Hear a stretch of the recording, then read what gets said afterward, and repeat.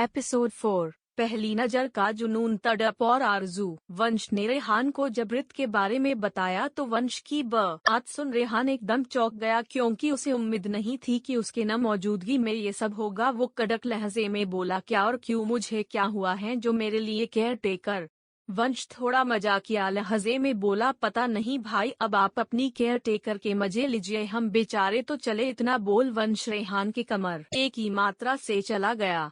वही रेहान जिसके हाथ में बॉक्सिंग ग्लव्स थी, वो उसे जमीन पर फेंकते हुए गुस्से में बोला, व्हाट द हेल। इधर रित को जैसे ही पता चला कि रेहान आ गया है तो वो पटाख से उसके लिए रात का डिनर उसके कमरे में लेकर जाने लगी। कोमल जी ने रित से कहा था कि उसे रेहान का डिनर उसके कमरे में ही देना होगा। कुछ ही देर में रित डिनर लेकर रेहान के कमरे में गई और डोर नॉक करती है। डोर नॉकिंग की आवाज सुन रेहान को लगा कि वंश वापस से उसके कमरे में आया है, इसलिए वो ठंडे स्वर में बोला, आ जाओ अंदर। रेहान के इतना कहते ही रित कमरे के अंदर आ गई। वो जैसे ही रेहान को देखती है वैसे ही उसके हाथ से खाने की ट्रॉली शूट कर दीवार पे लग गई। वही रित को अभी कुछ भी होश नहीं था कि वो क्या कर रही है। रित तो बस जल्दी से अपनी पिट कर जोर से चिल्लाते हैं, हम सर आपने कपड़े क्यों नहीं पहने हैं।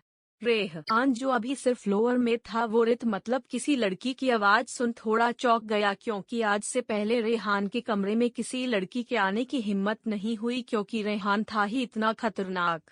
रेहान भी पीछे पलटा तो देखता है कि रित अपनी चेहरे को घुमाए अपनी आंख को अपने हाथ से ढके खड़ी है। उसे देख रेहान तो जैसे गुस्से से लाल पिला हो उठा और वो गुस्से भरी आवाज में रित की तरफ देखते हुए बोला, तुम्हारी हिम्मत कैसे हुई मेरे कमरे में आने की।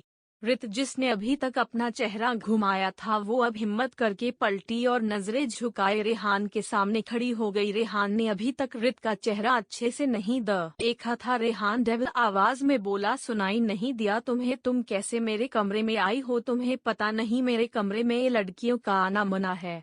रेहान की बात थोड़ी चौंकाने वाली थी कि आखिर उसके कमरे में लड़कियों का आना क्यों मना है, लेकिन रित अभी इन सभी बातों पर ज्यादा ध्यान नहीं देती। वो तो बस डर के मार एक ही मात्रा काम पे जा रही थी। वो धीरे से अपनी निगाहें उठाती है और नम आंखों के साथ अपनी गुलाब की पंखुड़ियों जैसे होठों से धीरे से बोली, सॉरी सर, आप हमें माफ कर दीजिए, हमने जानबूझकर ये सब नहीं किया है। वो हमने आपको बिना शर्ट के देखा तो हम थोड़े घबरा गए। रेहान ने रित का चेहरा देखा तो बस देखता ही रह गया। रित का यूं गोरा रंग, काली गहरी कजरीली आंखें, गुलाब की पंखुड़ियों जैसे मुलायम से होठ जो बोलते वक्त कयामत ढाते थे, लंबे बाल जो हर वक्त लहराते रहते थे। रेहान तो बस रित की खूबसूरती को निहारते ही रह गया। रेहान के दिल से एक आवाज आई, how beautiful she is become my love.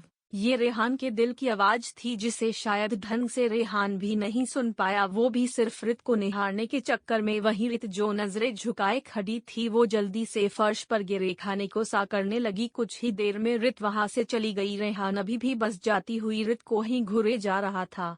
रित के जाने के बाद रेहान बेड पे लेट गया, उसके सामने बस रित का ही चेहरा घूमे जा रहा था। रेहान अपनी आंखें बंद करता है और फिर डेविल स्माइल के साथ बोलता है, तुम ही हो सिर्फ तुम। आखिर मुझे एक खतरनाक डेविल को उसकी शहजादी मिल ही गई, वो भी पहली नजर में। इतना बोल रेहान रित के ही मासूम से चेहरे को याद करने लगा। रेहान का एक ही मात्रा दिमाग में सिर्फ रित के बोलते हुए होठ घूम रहे थे। ऐसे ही 2-3 दिन बीत गए। इन 2-3 दिनों में रित रेहान का जुनून तड़प आरज़ू बन चुकी थी, लेकिन वही रित जिसे रेहान के सामने आने में भी डर लगता था, उसने अभी तक रेहान को अच्छे से नहीं देखा था, सिर्फ डर की वजह से। वही रेहान जी हर वक्त बस रित को ही देखना चाहता था। रेहान अभी गार्डन में टहल रहा था और बस रित को निहारे जा रहा था, तभी उसके पास उसके असिस्टेंट कुणाल का कॉल आया। बोलो।